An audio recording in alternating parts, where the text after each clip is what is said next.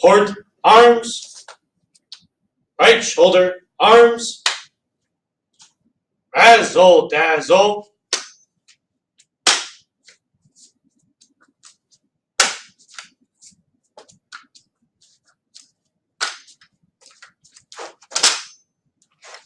Military style drill is used all over the world in any JROTC unit, ROTC unit, and active duty military unit. Drill was originally used to move large groups of troops from point A to point B on the battlefield. Nowadays, it has kind of evolved into a more ceremonial use. It is used at cemeteries like Arlington National Cemetery.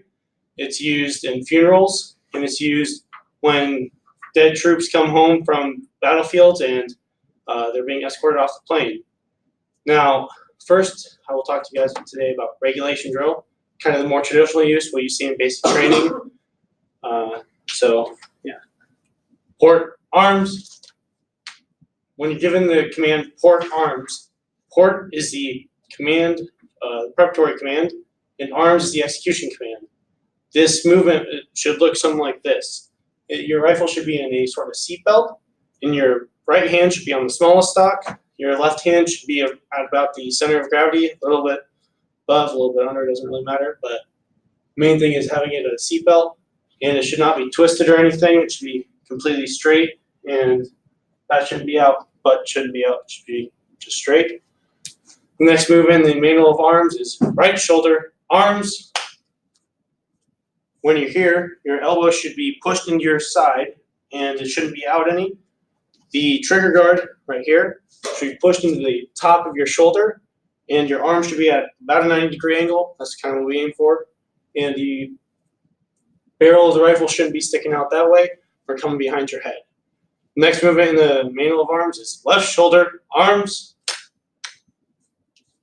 When you're here, it's basically the exact same thing when you're on your right shoulder, just the opposite shoulder. Arms at a 90-degree.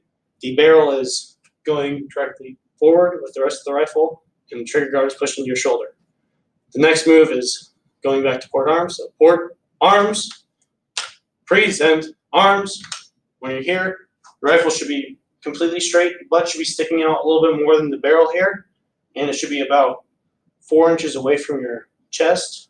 For me, since I'm wider, we go with my waist, but no big deal. The final command in the manual of arms is order arms.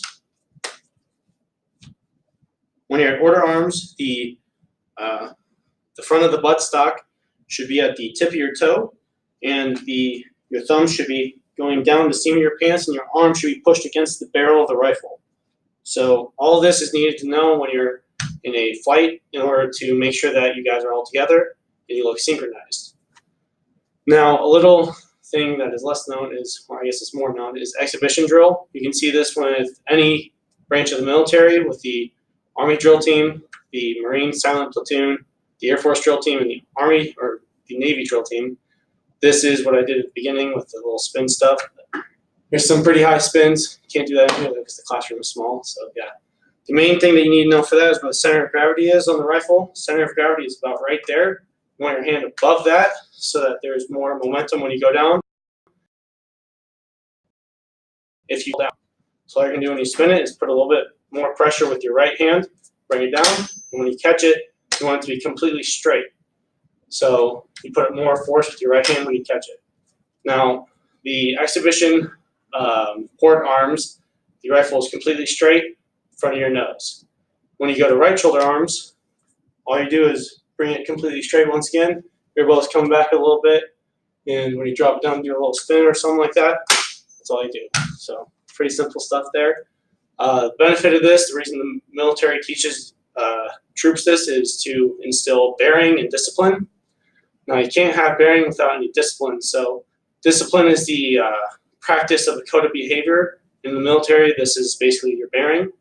The way I kind of describe bearing to people is it's an on and off switch. So if you're at a funeral, you got to be solemn. When you're out in public with your friends, you can be a little bit more funny. When you're in a flight, that's what the Air Force calls it. You got to be serious. So you keep your bearing, no smiling, eyes are always straightforward. All right, so now that you understand a little bit about drill, let's recap what we talked about today. First, we talked about when and how it's used. Then we talked about the main aspects of regulation drill, including the stock and the build of the rifle. And we talked about the manual of arms. And finally, we talked about exhibition drill, including a few spins and the main aspects of that and where it's used. Thank you all.